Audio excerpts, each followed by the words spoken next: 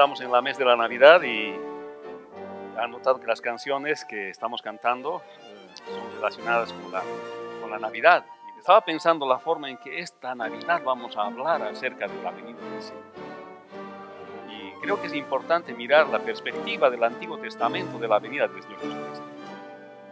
Llama la atención que cuando hablamos de la venida del Señor Jesucristo, a veces tomamos pasajes del Nuevo Testamento y estos pasajes del Nuevo Testamento nos explican de la venida del Señor, pero hay la perspectiva que los discípulos tenían de la venida del Señor era una perspectiva antiguo testamentaria. Eso quiere decir que ellos miraban la venida del Señor con los ojos solamente en el Antiguo Testamento, porque cuando ellos eran sus discípulos no existía el Nuevo Testamento, estaba en pleno proceso de existir, estaba en pleno proceso de generarse el Nuevo Testamento, así que solamente existía el Antiguo Testamento. Y es por eso que el día de hoy he elegido un pasaje que está en Isaías, en el capítulo 7, versículo 14, que es la primera canción, o una de las canciones que hemos cantado también. Y dice así, Isaías capítulo 7, versículo 14. Por tanto, el Señor mismo os dará señal. He aquí que la Virgen concebirá y dará a luz un hijo y llamará su nombre Emmanuel. Hermanos, este pasaje se encuentra en el Antiguo Testamento. Y esto es lo que vamos a ver. No está en el Nuevo Testamento. Esta profecía de Isaías se escribe aproximadamente 700 años antes de la venida del Señor Jesucristo. Y este versículo 14 y el libro de Isaías existe con esa anticipación. Entonces, vamos a orar primeramente y vamos a pedir la dirección del Señor. Padre, te pedimos que tú nos bendigas como siempre, nos enseñes ahora la Escritura y que podamos entender, Señor, respecto a la profecía, Señor, de la venida del Señor Jesucristo, de tu venida, Señor, aquí a la tierra. Que tu venida ha sido profetizada tiempo atrás en las Escrituras y que se ha dado cumplimiento, Señor, en el Nuevo Testamento. Y te pedimos que nos hables con el Espíritu Santo de la promesa en nuestro corazón. Amén. Así que en los pasajes de la palabra del Señor en el Antiguo Testamento encontramos que se habla del Señor Jesucristo. Lo interesante es que en el camino a Emaús, cuando los discípulos se encuentran con el Señor Jesús resucitado, pero ellos no los reconocen al Señor, y cuando ellos empiezan el Señor empieza a hablar y empieza a partir el pan, ellos reconocen que era el Señor. Y dice que en ese tiempo Él les explica lo que las Escrituras decían de lo que era el Cristo. Y cuando se refiere este pasaje de las Escrituras, ¿a qué Escritura se refiere? Está hablando del Antiguo Testamento. O sea, el Señor Jesucristo ha agarrado las Escrituras, el Antiguo Testamento, desde el Génesis hasta Malaquías, seguramente, en el orden que estaban las Escrituras, y les ha empezado a explicar las Escrituras de lo que hablaban del Señor Jesucristo. O sea, el camino a Emaús y ese encuentro con el Señor ha servido para explicar a ellos. ¿Esto qué quiere decir? Que probablemente los discípulos no habían comprendido bien quién era el Señor Jesucristo. No podían darse cuenta muy bien de quién era el Señor Jesucristo hasta que después Él ha resucitado. Cuando Él resucita, les explica quién realmente era. Y aunque habían experimentado con Él todos los milagros, habían visto con Él el ministerio del Señor Jesucristo. Pero esto hace sentido para ellos solamente cuando el Señor les explica y luego el Señor les habla las Escrituras, y cuando viene también el Espíritu Santo, recién les hace sentido todas las cosas que ellos han vivido. Y cuando encontramos el libro de Isaías, es un libro en el que Dios juzga los pecados de Israel y Judá y las naciones vecinas y el mundo para posteriormente restaurar y salvar a su pueblo, porque Jehová es salvación para su pueblo. Este pasaje que hemos leído en Isaías capítulo 7, versículo 14, se encuentra en medio de la profecía de Dios por medio del profeta Isaías para el pueblo de Judá y también para Israel. El Señor les dice en esta profecía, les va a juzgar a estas naciones y le va a juzgar a Israel porque no está confiando en Dios, sino que está confiando en las naciones vecinas. Y está desobedeciendo a Dios porque está copiando los pecados de las naciones vecinas. Entonces Isaías está hablando acerca del juicio de Dios, pero que posteriormente va a restaurar este pueblo. Pero en medio de la historia, como que es las Escrituras, Dios revela su voluntad de la venida del Señor Jesucristo. Si bien aquí las escrituras les dicen a Israel que va a restaurar al pueblo de Israel, también le va a dar salvación, pero previamente a esto el pueblo tiene que arrepentirse. Esto es el libro de Isaías. Y el libro de Isaías tiene un doble propósito. Uno de la condenación de los pecados de Judá y de las naciones circundantes a ella, y por otro lado es la consolación a una nación que va a ir pronto a la esclavitud con la promesa de la redención y de la salvación.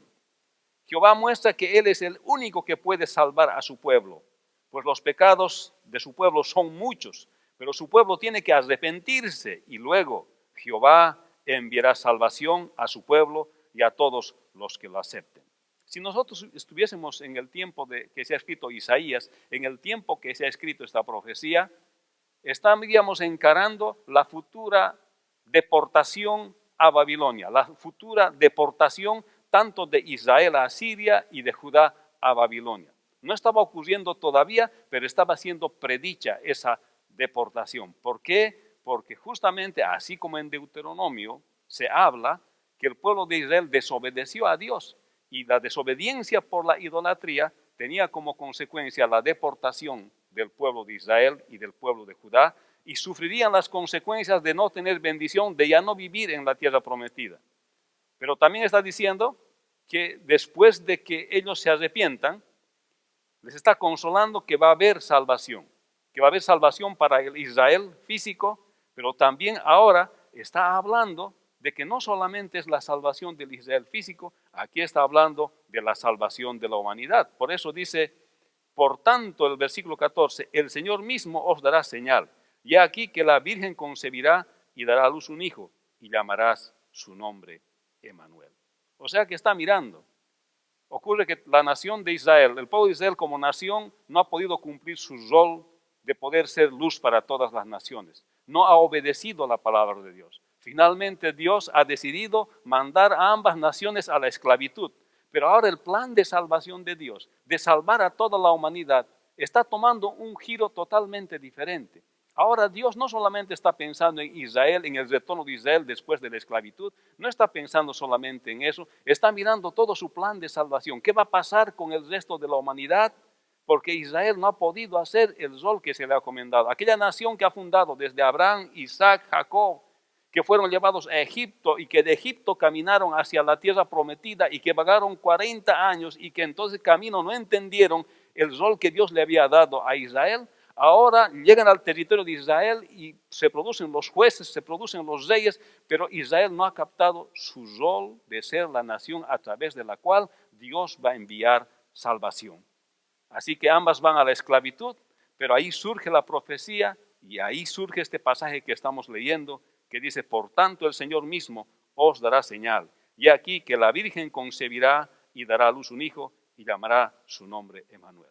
O sea, el plan de Dios no podría truncarse, no podría echarse a perder por el hecho de que Israel o el reino de Judá no obedezcan a Dios. Esto tenía que continuar. Si bien ambas naciones van a ir a la esclavitud, pero Dios va a mandar salvación no solamente para ellas, sino también va a mandar salvación para todos aquellos que se arrepientan a través de la venida del Emmanuel, del Señor Jesucristo.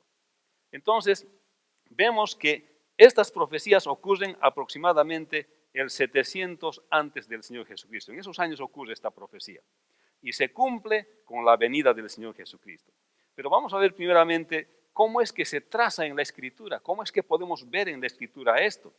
En Génesis 3:15, ya desde el Génesis 3:15, desde la caída del hombre en el huerto del Edén, podemos leer lo siguiente y dice, y pondré enemistad entre ti y la mujer, entre tu simiente y la simiente suya. Esta te herirá en la cabeza y tú le herirás en el calcañar. Desde allá empieza el plan de salvación de Dios.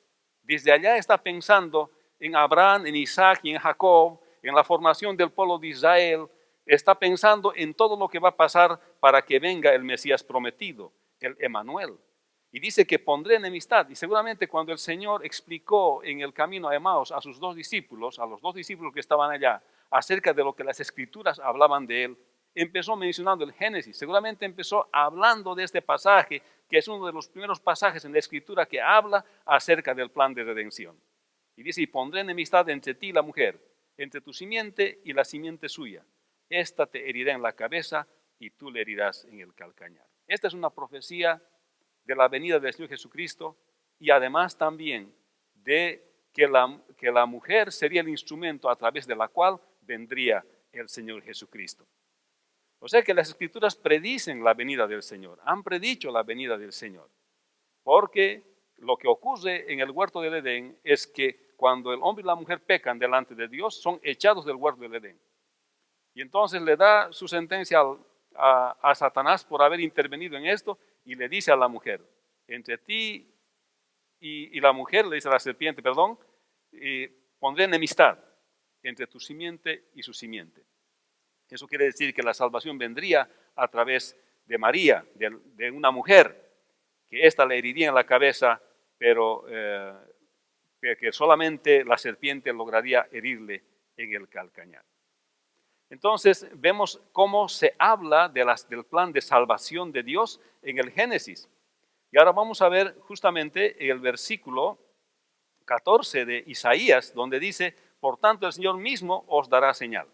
Y aquí ya está conjuncionando la historia de Israel con la futura profecía, con lo que va a pasar, porque ahora las dos naciones no han cumplido con Dios, ahora se está diciendo, el Señor está diciendo que ahora voy a dar una señal, voy a mandar mi salvación más grande que lo que hasta el momento había con la ley de Moisés y con el pueblo de Israel. Por tanto, el Señor mismo dice, os dará señal. Y aquí que la Virgen concebirá y dará a luz un hijo y llamará su nombre Emmanuel.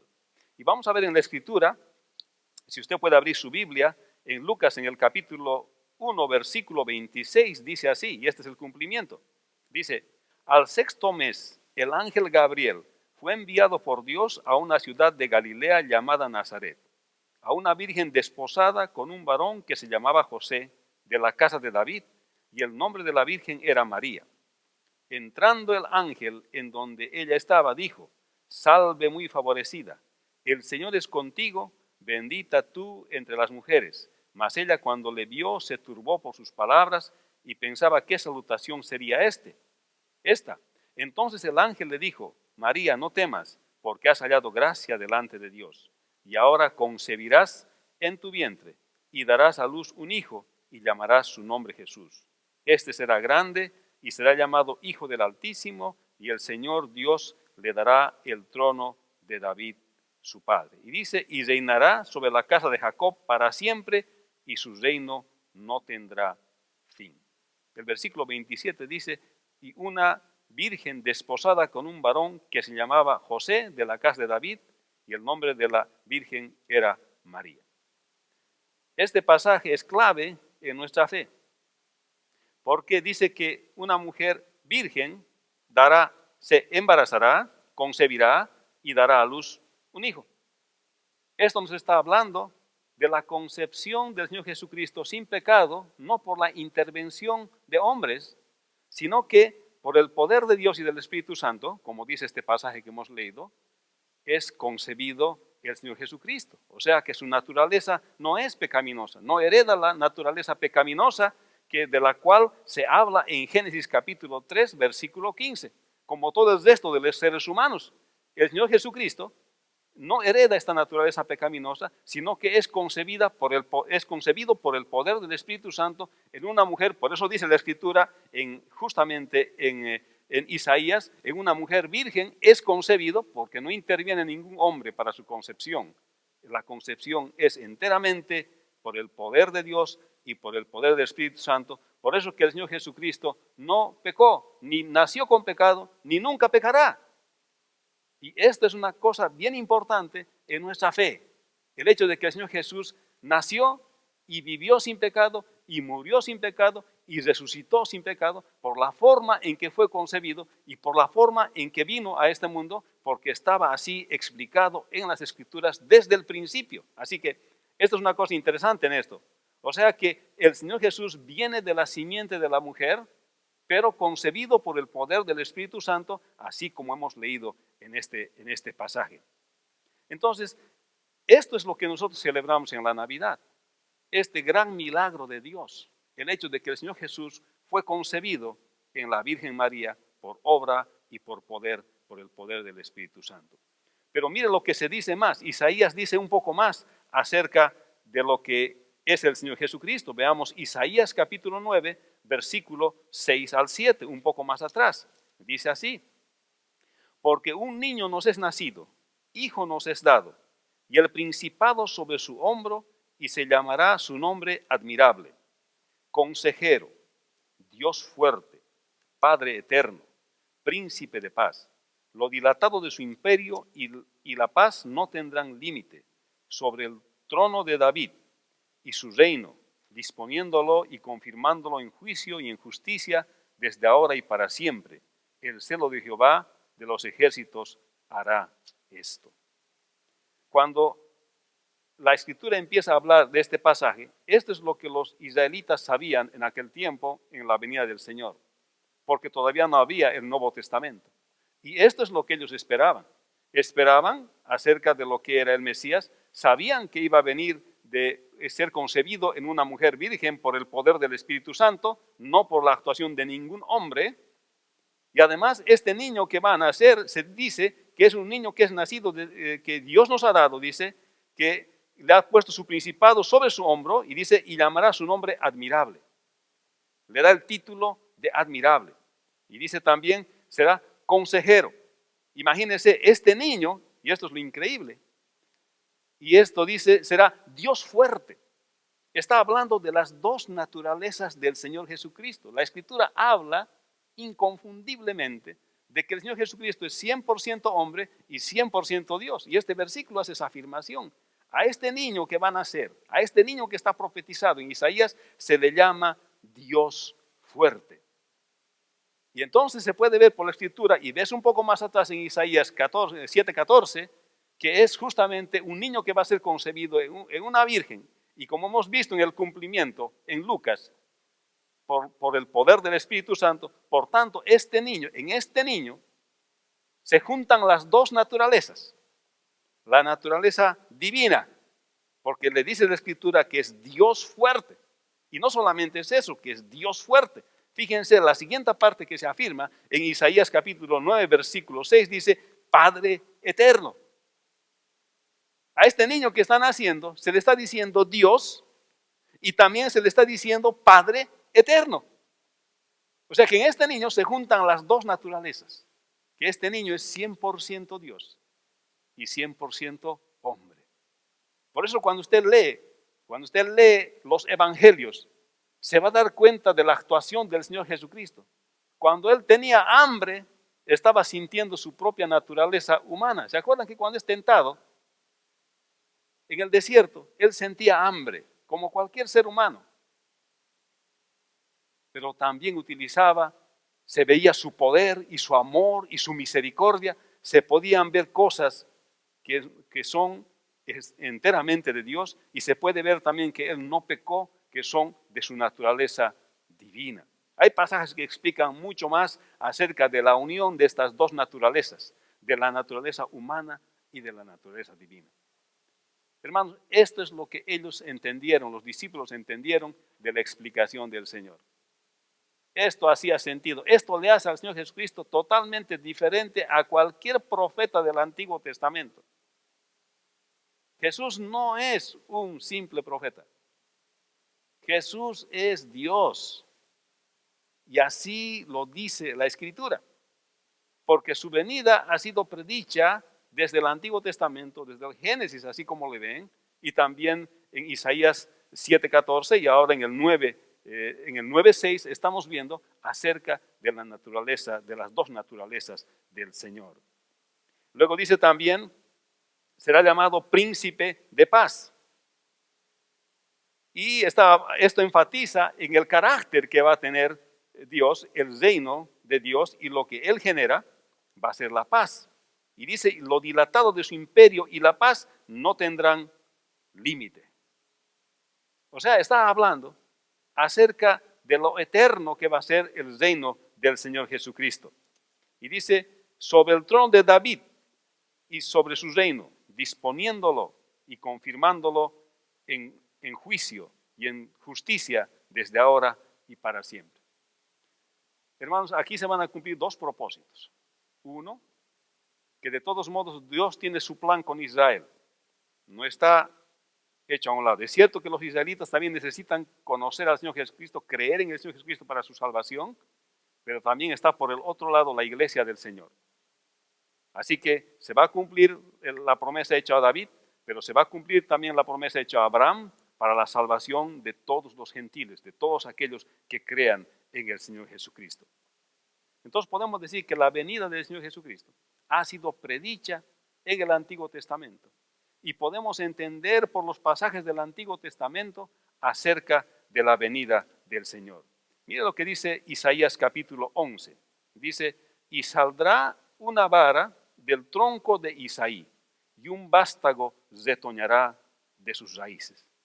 Está hablando de que el Señor Jesucristo, el Mesías prometido, el Emanuel, va a ser de la familia de Isaí. Y justamente el Señor Jesús viene de esa familia. Entonces, hay varios pasajes en la Escritura, en el Antiguo Testamento, que nos hablan acerca de la venida del Señor Jesucristo. Y es por eso que fue convincente cuando el Señor habló y explicó de que se hablaba de Él en el Antiguo Testamento y Él explicaba pasaje tras pasaje acerca de lo que se hablaba de Él. Yo quiero preguntarte el día de hoy, hermano, ¿qué es para ti Jesús?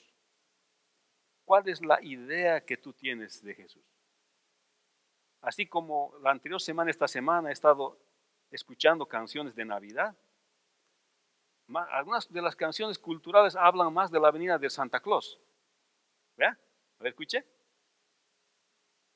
Y se desvían, obviamente, eso está en la cultura. Obviamente el motivo es la celebración de la Navidad, pero se han creado ciertas tradiciones alrededor de la venida del Señor Jesucristo. Pero nosotros como creyentes debemos volver a la Escritura. O sea, la cultura general está celebrando y mayormente nos enfocamos, y tal vez en América se enfoca en el aspecto comercial de lo que genera la Navidad. América es así, todo es comercial, ¿eh? Todo se vende. Cuando hay guerra se vende una cosa, cuando hay guerra se vende otra cosa. Cuando es la Navidad se hace una cosa y la otra cosa.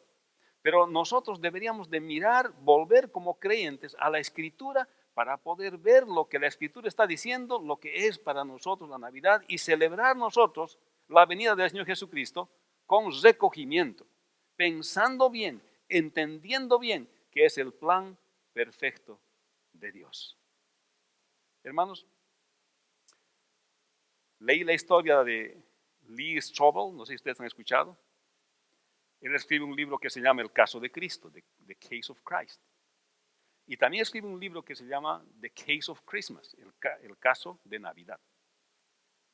Y él empieza a narrar su historia porque él ha sido un ateo muy conocido aquí en los Estados Unidos y además era un periodista del Chicago Tribune, de la Tribuna de Chicago. Él escribía reportajes para este periódico.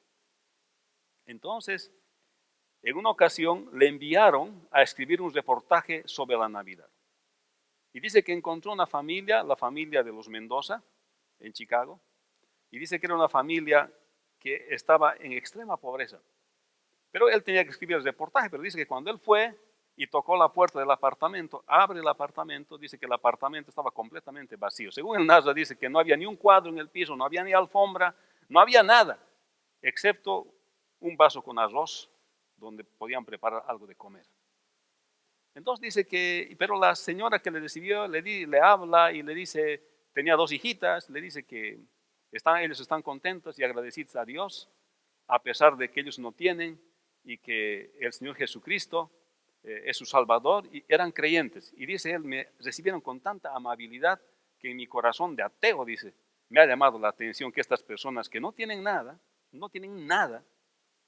tengan esa paz y todavía sigan creyendo en el Señor Jesucristo. Y él dice, yo que tengo todo, mi corazón está tan vacío como ese apartamento que estoy visitando.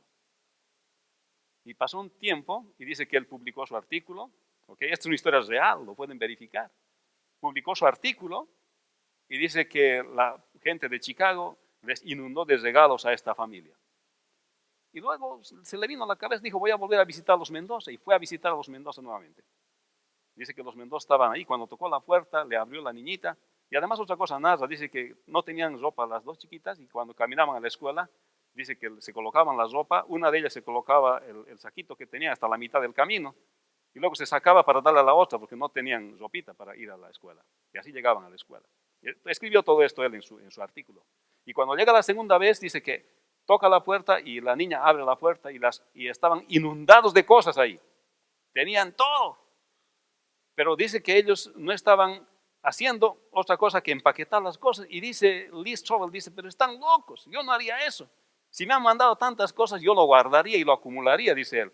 Pero ellos estaban empaquetando, estaban preparando. Y dice, les pregunta, ¿cómo ustedes reaccionan por la generosidad de la gente? Ellos dicen, es que Dios es bueno y a través de la generosidad de la gente, Dios nos ha mostrado su amor.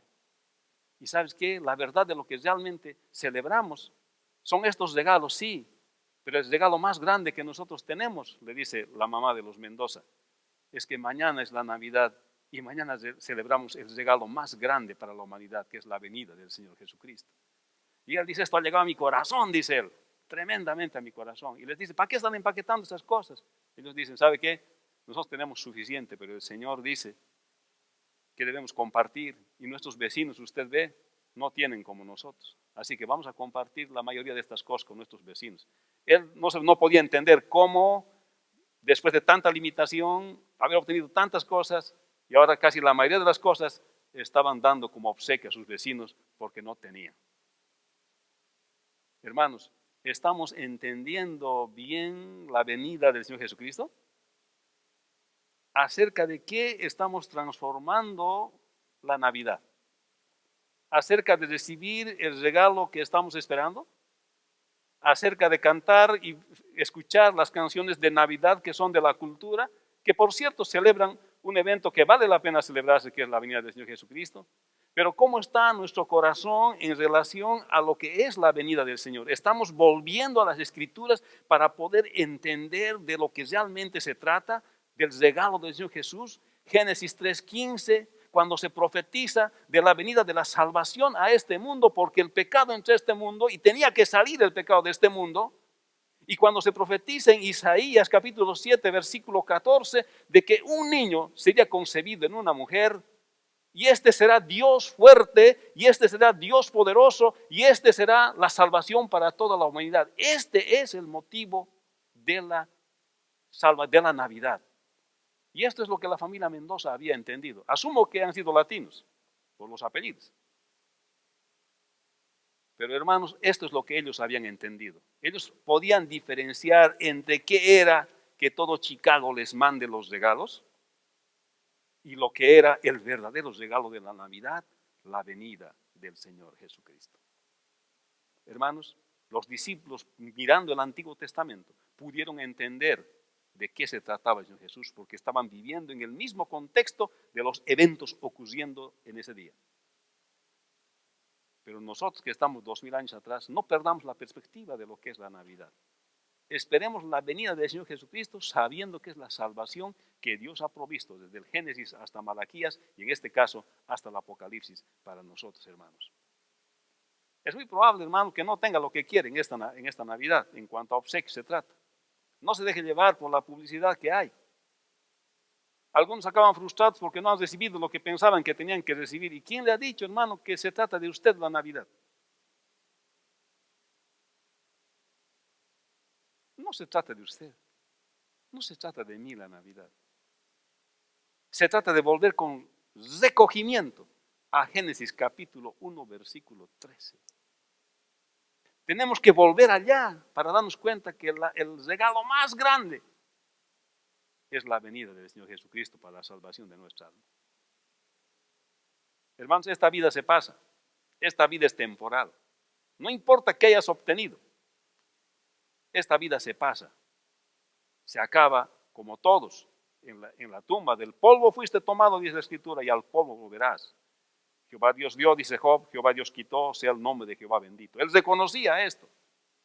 Pero nosotros como hijos de Dios tenemos que celebrar la Navidad por el verdadero motivo. Amén. Así que no te frustres si no recibes lo que quieres recibir. Que no se trata, no es tu cumpleaños.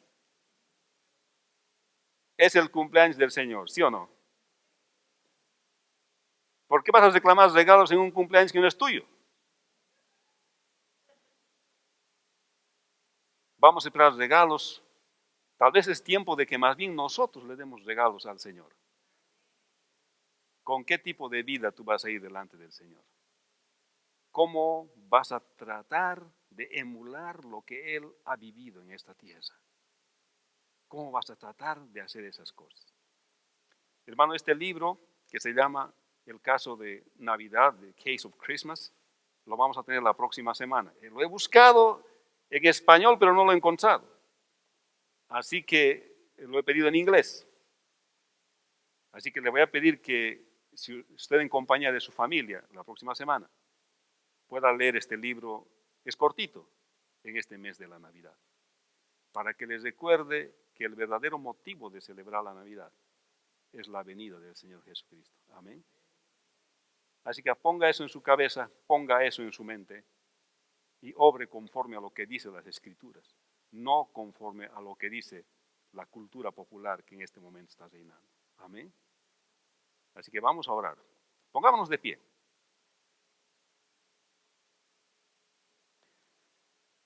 Padre, bendice tu palabra en este día. Y te damos gracias porque el Señor Jesucristo nos ha explicado de su propia venida y tú te has revelado, Señor, como Dios a través del Señor Jesucristo, que es el mismo Dios y que nos ha explicado la razón de su venida, porque aún estando contigo los discípulos del Señor no entendieron. Que hemos necesitado una explicación escritural de tu venida. Por eso el día de hoy te agradecemos y queremos celebrar con un corazón claro, con una mente clara el día de hoy y este mes de la Navidad, acerca de la verdadera razón de tu venida, que es la salvación de nuestras almas. Y así como lo has explicado y te has revelado en el contexto de Isaías, que Israel estaba esperando salvación, estaba queriendo ser consolada solamente de una circunstancia histórica que estaba viviendo. Pero tú nos has mostrado, Señor, que la salvación es mucho más que solamente la salvación de Israel como nación. Es la salvación de cada uno de nosotros, Señor, que tú has preparado desde el principio de la creación. Te damos gracias, Señor, porque has preparado la venida del Señor Jesucristo para este tiempo, para nuestras vidas. Y que ahora que celebramos la Navidad, que ahora que celebramos tu venida, Señor, queremos hacer con el sentido correcto y escritural que dice tu palabra. Te damos gracias, Señor, en el nombre de Jesús. Amén. Así que